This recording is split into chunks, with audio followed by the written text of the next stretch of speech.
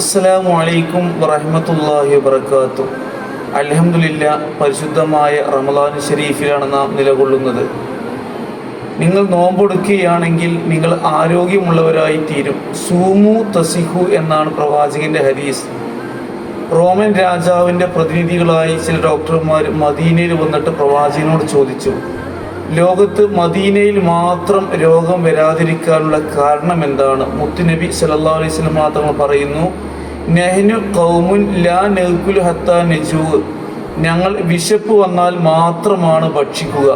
വഇദാ അക്കൽന മാ ശബീന, ഞങ്ങൾ ഭക്ഷിക്കുകയാണെങ്കിൽ തിന്നുകയാണെങ്കിൽ വയറ് നിറച്ച് തിന്നുകയുമില്ല.